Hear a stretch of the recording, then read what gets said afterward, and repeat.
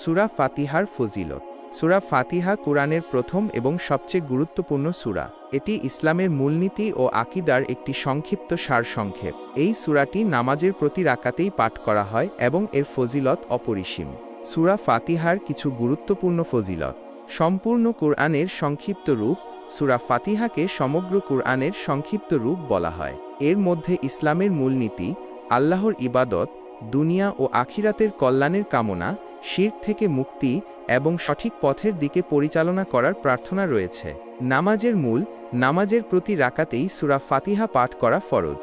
এটি নামাজের মূল এবং এর অবিহীন নামাজ সহি হবে না। সর্বরোগের ওষুধ। হাদিস শরীফে এসেছে যে সূরা ফাতিহা সর্বরোগের ওষুধ। এটি পাঠ করলে অনেক রোগ বালাই থেকে মুক্তি পাওয়া যায়। দোয়া কবুলের কারণ।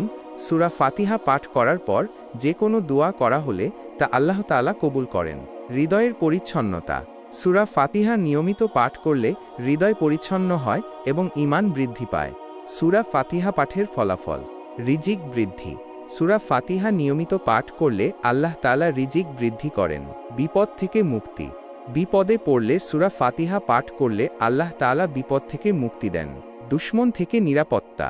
দুশমন থেকে নিরাপত্তা চাইলে সূরা ফাতিহা পাঠ করলে আল্লাহ তাআলা দুশমন থেকে রক্ষা করেন। রোগ থেকে মুক্তি। রোগে আক্রান্ত হলে সূরা ফাতিহা পাঠ করলে আল্লাহ তাআলা রোগ থেকে মুক্তি দেন। উপসংহার। সূরা ফাতিহা একটি অত্যন্ত গুরুত্বপূর্ণ সূরা। এটি পাঠ করলে অনেক ফায়দা অর্জন করা যায়। তাই আমাদের সকলের উচিত নিয়মিত সূরা ফাতিহা পাঠ করা। আপনি কি সূরা ফাতিহা সম্পর্কে আরও জানতে চান? আপনি যদি কোনো বিশেষ প্রশ্ন করতে চান তাহলে অবশ্যই জানান। নোট: সূরা ফাতিহা সম্পর্কে আরও বিস্তারিত জানতে আপনি বিভিন্ন ইসলামী বই বা ওয়েবসাইটে দেখতে পারেন। কোনো ধরনের ধর্মীয় বিষয়ে সঠিক তথ্যের জন্য কোনো আলেমের পরামর্শ নেওয়া উত্তম। ডিসক্লেমার: এই তথ্যটি শুধুমাত্র সাধারণ জ্ঞানের উদ্দেশ্যে দেওয়া হয়েছে। কোনো ধরনের চিকিৎসা বা ধর্মীয় পরামর্শের জন্য কোনো বিশেষজ্ঞের সাথে পরামর্শ করা উচিত। আশা করি এই তথ্য আপনার জন্য উপকারী হবে।